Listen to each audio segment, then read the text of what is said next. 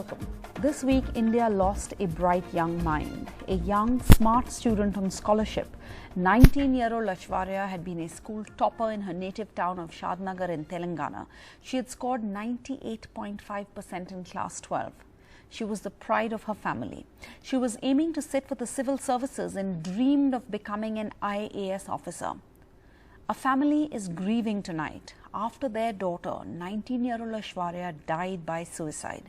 The second-year college student at Delhi's prestigious Lady Shri Ram College left a suicide note, calling herself a burden on her family since she wanted to study and her family could not afford even a laptop for online classes, a fallout of the pandemic, a requirement in our education system in a post-pandemic world.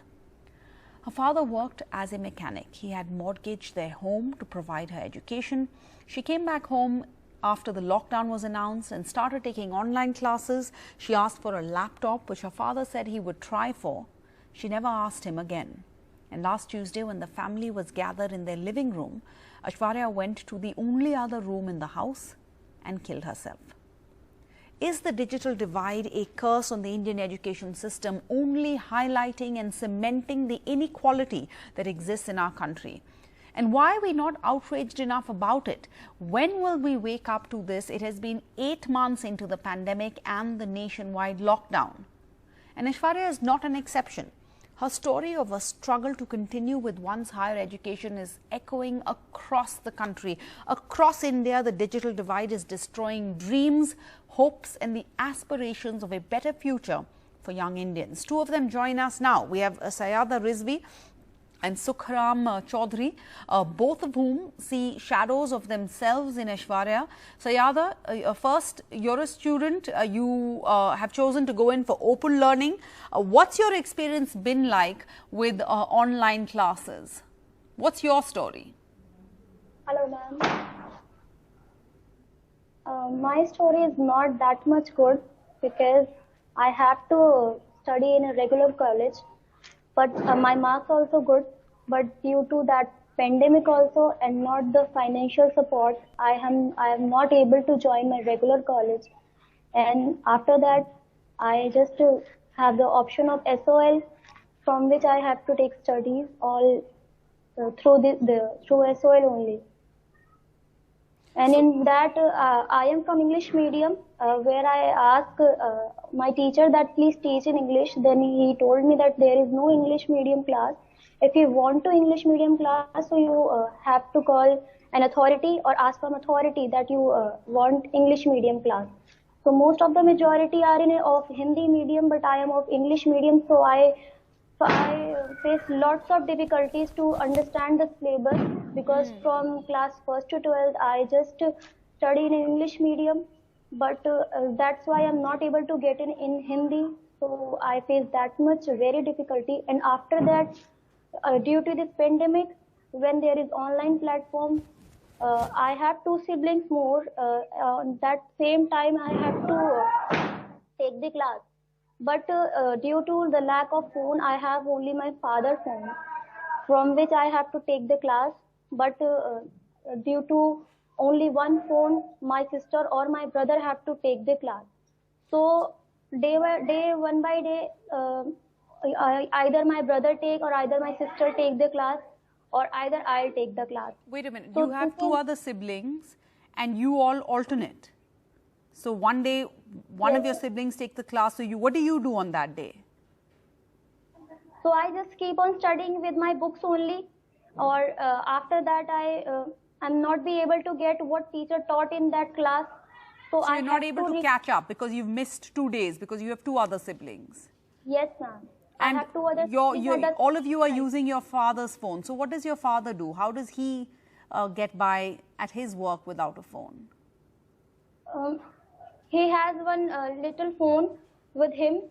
It's not a smartphone. Yes. So I have to just, when he is at home, I have to take his phone only. When I have to take an online class. But when he is not there, then I face the very much difficulty that father is also not there and my class time is also going on. Then how I can manage? So this is very, very much, I have to face this difficulty that how I take my class. The syllabus is going on, and I'm not able to take my class. So, Sayada, I just want to ask, are your professors at all aware of this? That, there are students like you who show up for one day, they're absent for 2 days, and they show up again the third day? No, ma'am, I don't even have their number. I asked them to give their number, but they have not given me right now because of mine is English medium. So they taught in Hindi, so I am Got it. But totally they're not disturbed. aware. So you, according to you, you don't think they are aware that there are students like you who have problems accessing these classes because of the digital divide? They have to aware about this problem, because not me, many more people and many more students like me facing this problem again and again. But due to lack of phone, online platform is good, but every student don't have phone to get their online classes. The same problem I am also facing. Absolutely. And houses like yours with more than one child, how are they supposed to provide one laptop, one phone per child? Thank you for sharing your story. Like you said, you're not alone. This pandemic has led to the ugly divisions of class, caste, gender, geography, all of it rearing its ugly head. The new education system in India is more accessible to those financially better off, clearly, and there does not seem to be a support structure in place for those who aren't. Let's go across to Shruti MD. She's also a student. She now joins us. Shruti, you are also a student on scholarship, but you say you aren't getting your scholarship. What's going on? So I'm a research student. I'm in my 4th year of PhD at Ambedkar University. It's a Delhi State University. So initially when we joined, they said, oh, for the entire period of your PhD, you will get your stipend. We ensured that, that this was the criteria, because none of us can really do a full-time PhD if you're not going to be given a stipend. But suddenly, all of a sudden, after the 3rd year ended, so that ended with the previous semester, our stipend suddenly stopped. So with the month of September, we have not been getting our stipend since September. And when we asked the administration, they just washed off their hands, saying that, well, too bad. So I can completely understand what Aishwarya, the LSR student who killed herself, who was forced to take her own life, went through, because at one point we start becoming a burden to our family. Because people who are privileged and who are well off, they don't require this particular amount, because the family is able to provide for them. But for students who don't come from such families, who completely rely on this money, when we become a burden to our families, I understand that these are the loved ones. These are our family members. We don't want to hurt them. We don't want to be a burden on them. We think that maybe our family is better off without us, because Aishwarya, she had a younger sister who had to discontinue her education so that Aishwarya could study, and there was a particular kind of path that she was taking, right? She was promised that she would be given a stipend so she could sustain herself. And but then what happened why since she chose Lady Shri Ram College in Delhi, far away from her hometown, on the assumption that she would get these funds, not out of charity, because she deserved it. She got 98.5%. She earned it. Yes. So, but she completely earned it. Shruti, we're glad you're joining us, because you speak for all of those PhD students, right? Those who were on the verge of completing their doctoral research. These PhD students supposed to be the cream of our, scientific establishment. Years of dedicated, consistent hard work. Now finding the opportunities have all disappeared because of research funding. In many places, funds are drying up. But I want you to again repeat what I think I heard you say, that you have taken this up with the administration, and the administration says that it's too bad, they can't help it. Is that correct? Yes, is that what you're saying? Yes. So, yeah, what I'm saying is exactly that, because what happened is, with the pandemic, the government, all governments all over the world, they are prioritizing health and expenditure on hospitals, which is the right thing to be doing. But if our bread and butter is going to be hurt, we're going to either die of lack of food and due to hunger, or of COVID. So these are bread and butter issues the government has to give us. So the Delhi government basically has not provided the budget for Delhi state institutions. So Ambedkar University also falls under the Delhi state as a state university. So the government has not provided the yearly budget. So administration is saying, well, we haven't received our budget, so we can't give you your budget, and as promised, we cannot continue with your stipends. So the student council actually has been demanding for a concession of fees, saying that the students are not being able to pay the fees because the fee is as high as a private university, and the students are not able to provide. And the university has said that we cannot at any cost reduce the fees, though the students are not using any of the infrastructures in the campus. We're not using classrooms, we're not using campus library, nothing in the campus is being used, still the fees is the same. So basically what I'm trying to say is that the government has completely, shut their eyes to the concerns of students, and we are not priority. All right. So All right. that's really why Okay, so let's try and put that across to Mr. Sukhdev Thorat. He has been the former chairman of the University Grants Commission. Mr. Thorat, two separate questions, but first I want to focus on, the issue thrown up by Aishwarya killing herself. Her scholarship, just got lost somewhere in the Indian bureaucracy, in red tape. The Students' Federation of India is blaming the government for the delay in releasing funds. Mr. Thorat, ये कैसे हो सकता है कि मतलब funds बस घूम जाते हैं बीच में bureaucracy और red tape में? Well, you are very right. The problem of scholarship and fellowship has been there. The irregular release of the first fellowship and scholarship by the various government, for that matter. For example, the postgraduate scholarship for the scheduled caste and scheduled tribe by the Ministry of Welfare, which has been there from 1945. No, so you're saying this doesn't have to do with the pandemic? No, it doesn't have to do with the pandemic. So this is systemic, you're saying? Pandemic might have added to it, but I am giving you the example of post-matric scholarship. I am giving Rajiv Gandhi Fellowship. I am giving a minority fellowship for the minority student by the Ministry of Minorities. The administration has been very insensitive, and they have not been able to resolve the issues. See, scholarship are maintenance grant. The student need them on a monthly basis to consume food and to pay for their regular expenses. But the problem has been continuously there, I think, and nothing much has been done. The scholarship get after every 6 months or after even 1 month. I don't want to name the state, but the problem has been there. So this is an additional factor that has come into play because of the pandemic. But I think the government should have given a priority to release of the fund for the student scholarship and fellowship. These are equally important areas. But so then, and the other question raised by the student over here, this PhD student, she says like the UGC, other agencies have failed to provide scholarships. They are citing the pandemic as the excuse for this, right? But as she points out, schools and colleges are running, they're working, and they're asking for payments. They're not saying that these salary or payment school fees can be paid retrospectively. If it is not released by the Ministry of Education or concerned ministry, it means that the government has not allocated necessary fund.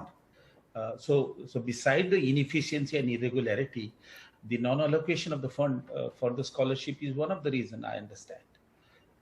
The second issue that you have mentioned is about the very, very serious issue of suicide because of the girl has been asked to go to vacate the hostel and go back to the home.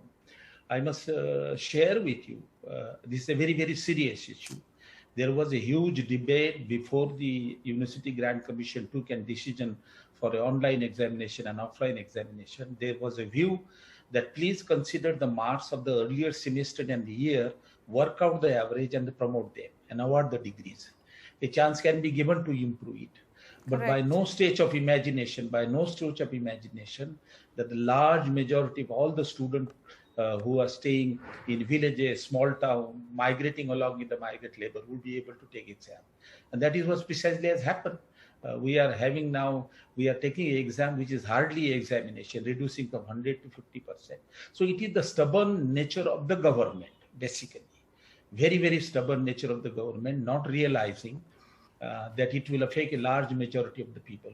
Some of us, we have provided the national sample survey data of the internet connectivity in the villages and the small town. But Correct. The government won't listen because elite student, they can manage. Yes. So if you we want to serve the elite student, you do serve. But this is a one case that Lady Sri Ram College that has come up. But there are a number of other cases which are reported in the newspaper of suicide by the girls and the boys. Absolutely. Yeah. So I think it is a policy issue and policy failure and stubbornness of the government which has imposed on students.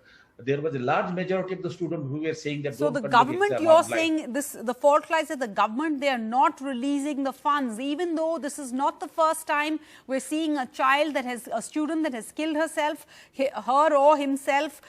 There are no worries about whether a chunk of our students may simply drop out because of the digital divide.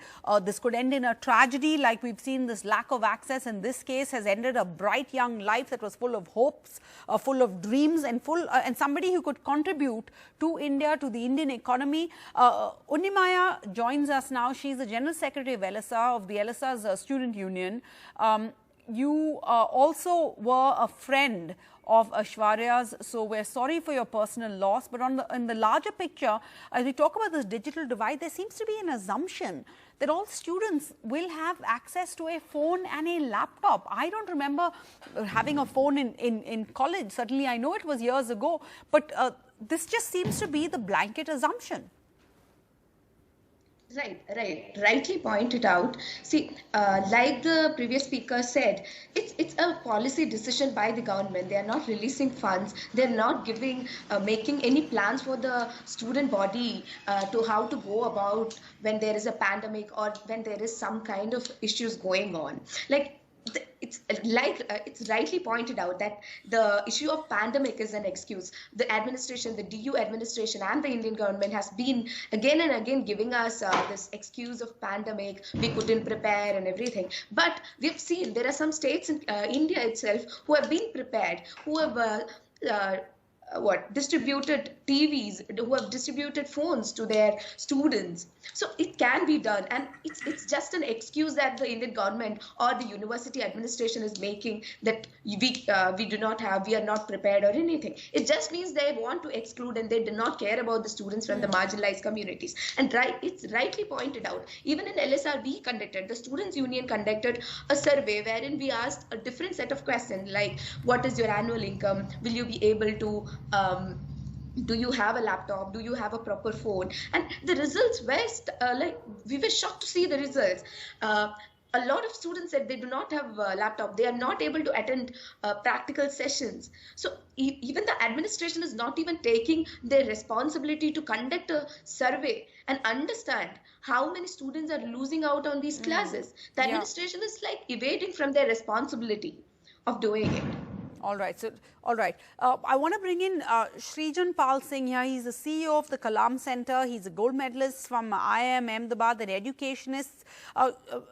Mr. Singh, you've been giving facilities to village students who don't have a mobile laptop, etc. You're arranging for teachers to teach there.